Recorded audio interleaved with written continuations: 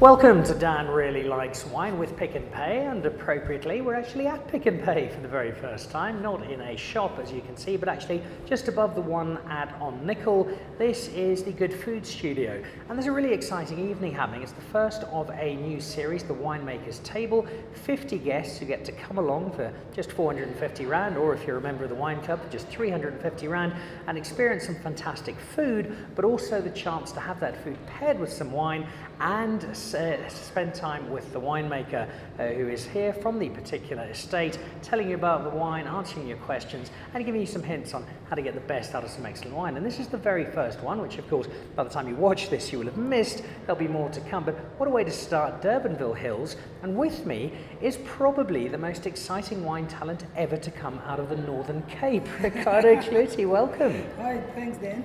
It's lovely to have you here. I'm fascinated by your journey. I'm fascinated by the fact that you look about 12 and yet you're making wine. So you're obviously aging really well, so the wine you're drinking is clearly good for you. Yeah, definitely. But you've had a terrific journey because you come from what even by Northern Cape standards is a very small and quiet part of the world. You know, from Northern Cape, I come from the Northern Cape, and I think it actually started my wine journey, really started in Elsenburg, where I started with my studies. And as you know, in the Northern Cape, there's nothing going on there. So I was looking for greener pastures, and that's why I'm in the Western Cape and making wine today. And although you're very early in your wine journey, you've got quite a bit of experience because while now assistant winemaker at Durbanville Hills, you've had quite a few wine experiences already so far. Yeah. If I look at the past 6 years or 7 years, I did a harvest in Burgundy in France, and I started my Winemakers Guild program with Steinkopf Wine Estate in Stellenbosch. After that I moved to the Grendel, and then I also did a harvest a whole year at Edgbaston, Stellenbosch with David Finlayson. And then after that I started my journey with Distel. So I started at Bergkelder, Vlede Cup wines, and then after that I moved to Durbanville Hills.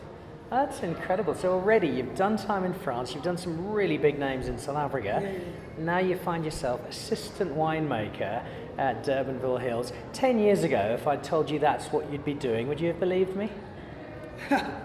Yeah, I think what I see in the wine industry, and if you make wine and great wines, and you know the day-on-day winemaking processes, it's very fascinating for me, and I like it, I love it, so I want to do it for my life.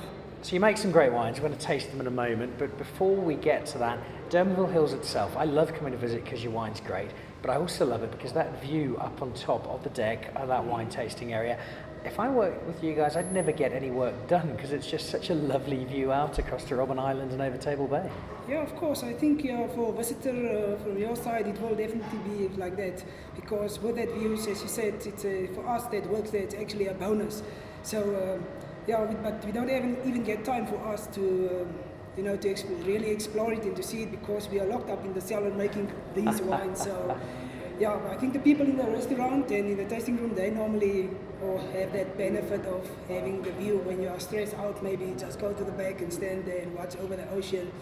All right, well, you've got this great range of wine, and I'm really looking forward to trying it to see if it matches up with the quality of that view that you've got.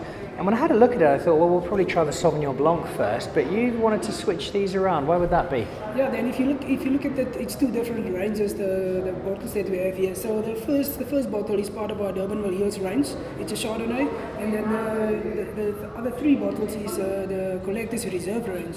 So the Durbanville Hills range is our entry-level wines. So it's lighter style than your, even though it's a Chardonnay and you wanted to do the Sauvignon first, the Sauvignon is a fuller wine, more lees contact and longer on the lees. And we do a lot of extra work on the Sauvignon, so the Sauvignon is quite fuller than the Chardonnay, so that's why I prefer the Chardonnay first. All right, well, it speaks to how wines can have so many different styles and so many different approaches, which is lovely. So let's give the first one a crack. It is your Chardonnay. What year is this? Yeah, the Chardonnay is a 2018 vintage. Okay. So the Chardonnay is Durbanville Hills Chardonnay. It's in the range of Durbanville Hills. With the Chardonnay, it's or the Durbanville Hills Chardonnay. It's the Durbanville Hills range wines. It's more a bigger picture of the whole valley. So we own like 9 farms in Durbanville area, and we get grapes from all the farms. So with your collector's reserve, it's more specific blocks, like 1 block or 2 blocks or 4 blocks. But with the Durbanville Hills range, it's more a bigger picture of the whole valley. So with the Chardonnay, 10% wooded and then 90% tank fermented. What we do with the Chardonnay, other than with the Sauvignon Blanc, we work a bit roughly with it. So let it oxidize in the beginning a little bit to get the phenols out of the wine. And then, yeah, as I said, different blocks that we use. And when we get in the grapes, we do flotation on the juice. On the collector's reserve range, we do settling the old traditional way, but here we do a flotation. And we do a normal cold fermentation between 13 and 16 degrees Celsius. And yeah, I think Chardonnay is a great, we are well known in Durbanville for our Sauvignon Blancs and our Merlots, but I think there's some other varieties that we need to look at, and that's coming forward. Right. Well, while Ricardo pours that out, I'll just translate what he's been saying for the last few minutes. Basically, they do a lot of work to make it really nice. And what the style says to me, if you're just doing the 10% wood on that, is that you're trying to make it nice and light and approachable, and something that certainly by Chardonnay standards is an easy drinking version of it. Exactly, because some other wineries, they do like, wooded Chardonnays, and they also do let go the wine through malolactic fermentation. I think Daniel, you can explain. Yes, malolactic fermentation is when you look at the barrel very hard and will it to be even nicer. It's not a terribly heavy wine. It's not pretending to be anything it's not. It's fairly young, and you're drinking it as such. It's a wine made to be drunk nice and quickly, and exactly. Yeah, it's very enjoyable, and it gives credence to exactly what you said. That there's more than just Sauvignon Blanc to the white wine of the Durbanville area. Yeah, exactly. Yeah. And there is that lovely mouth of pineapple, and I'm a sucker for pineapple. So. A lot of pineapple, also peaches, apricots coming through.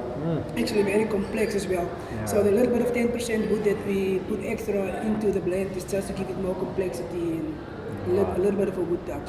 Right, we're off to a great start from the Northern Cape Wine Master. The second wine is the one for which you're better known. It's not just the wine though, there's some really cool art. Tell me the story, and I'll turn that around so you get a good look at it. The Cape Mist, these are the famous zebras of Signal Hill, who you can now see quite regularly, given they've changed the location on the smoking of certain substances in Cape Town.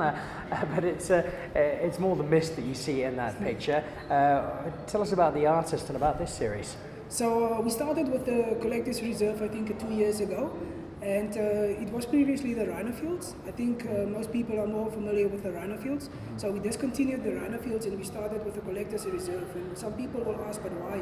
So with the Rhino Fields, it was a bit difficult to tell the story about the wine. You explain to the people about the Renosterveld, the fynbos in the area that's indigenous, and we try to protect the species. At the end of the day, the people want to know, oh, but it's your reserve range.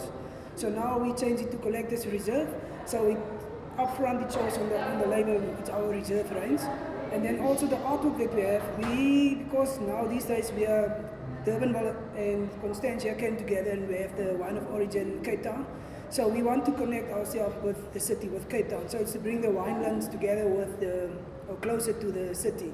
I think that's probably true, and I think it is marketing genius. I also love the fact that you've embraced a local artist, so you're adding to the whole creative ethos of what you're doing here. But it doesn't matter how well you market it, largely. Ultimately, you generally need the wine to back it up. There's the occasional exception. So let's find out if you have backed it up. This is a Sauvignon Blanc that Ricardo's been talking up massively, so I've got extremely high expectations here, Ricardo. So it's the Cape Mist Sauvignon Blanc. So very light in colour, isn't it? Yeah, very light in colour. It's 100% tank fermented, so no wood interference. It reminds me of my friend Charlie Wager. He's a red-headed Englishman who is as pale a person as I've ever seen. And that looks pretty much like Charlie does. Although by the time he's been in the African sun, he looks more like a bottle of Merlot.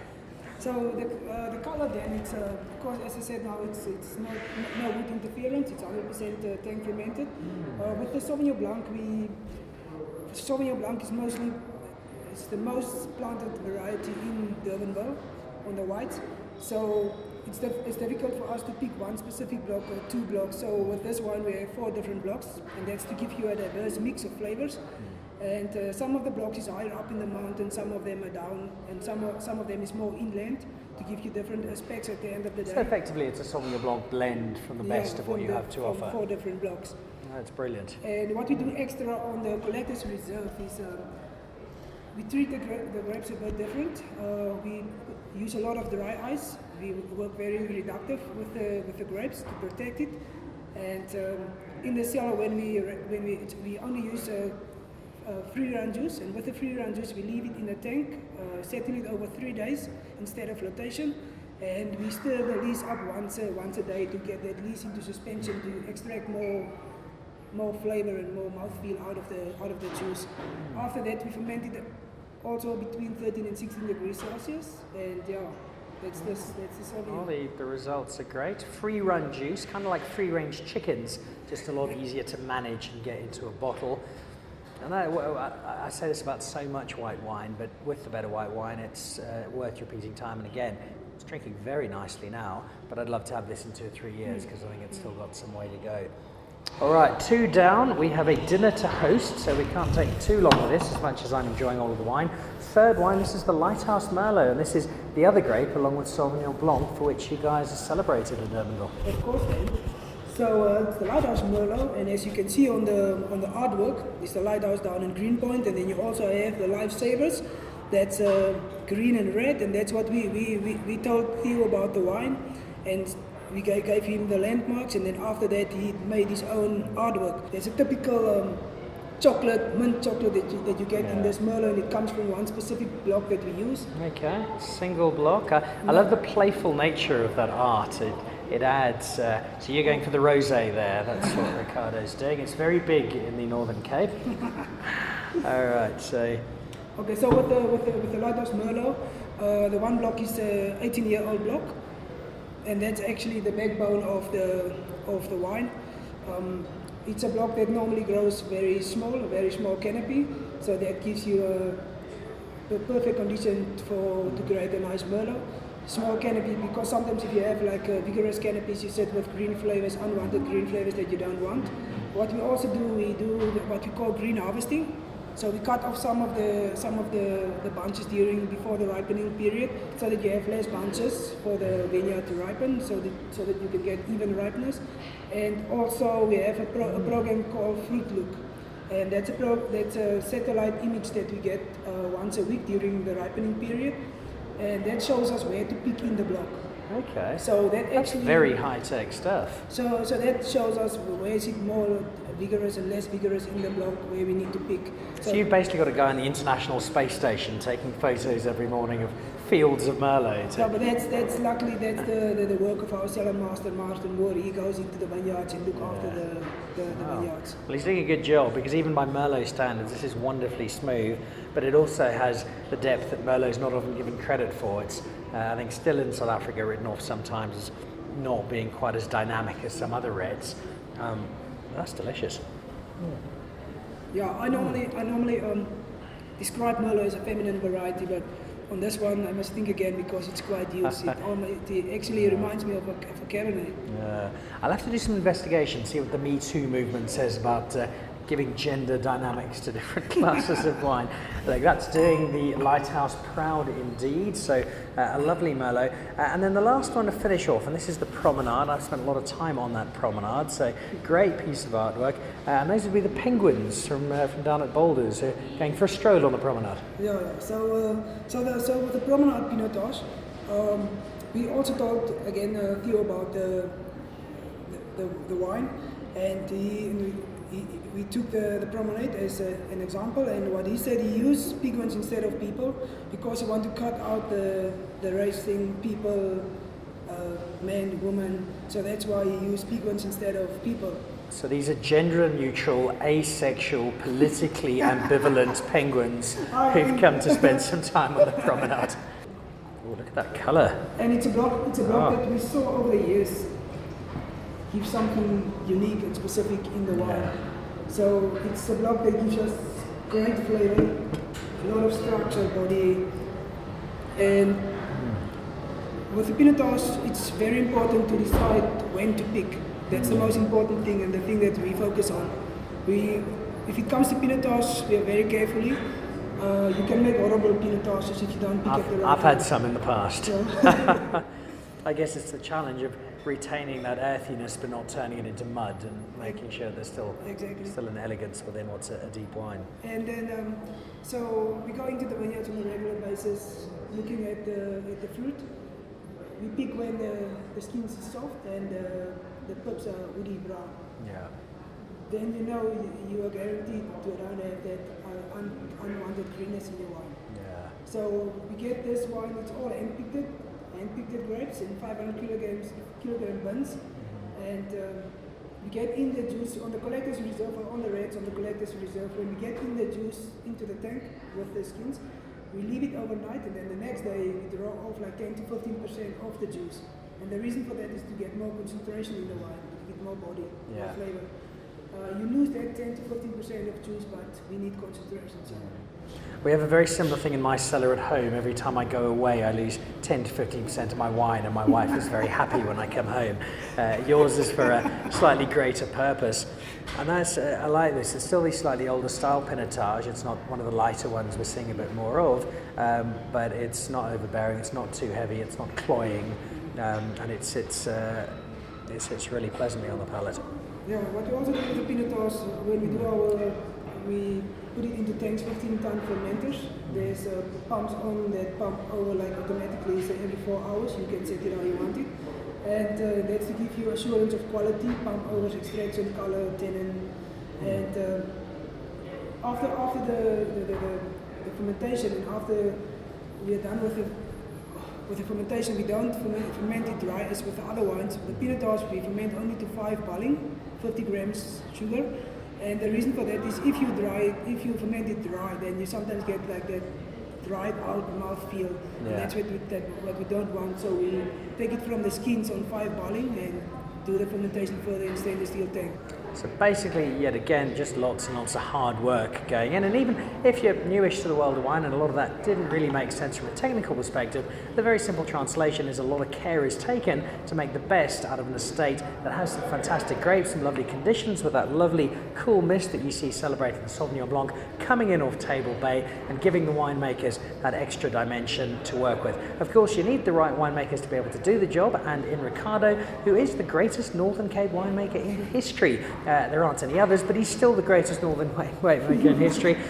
You've got some great wine here. I know you play a huge role in all of this, and I love the journey you've had so far, Ricardo. It's been really exciting. Time in France, time around South Africa. I'm even more excited though about where it's going. It's fantastic to see young people like yourself getting into the wine industry with such passion and such excitement, and who knows where you're going to head in the future. Wherever it is, I'll be watching closely, but until then, I'll be drinking plenty of this wine because it is delightful, and you could be doing likewise if you're at Durbanville Hills. You could also be spending an evening with people like Ricardo at the winemaker tables dinners, playing out at Pick and Pay here on Nickel. They've got the Good Food Studio, and they're more coming later on this year. Wonderful opportunity, all the more so if you're a wine club member, 100 Rand off, and a chance to get 20% off 10 different wines every single month. Right now, Ricardo and I've got a very important job. We've got to finish this wine to make sure it's all absolute quality. Ricardo, thank you for sharing your wine with me, thank you for sharing your passion with me, and good luck with what I'm sure is going to be an amazing wine future. It's a great pleasure.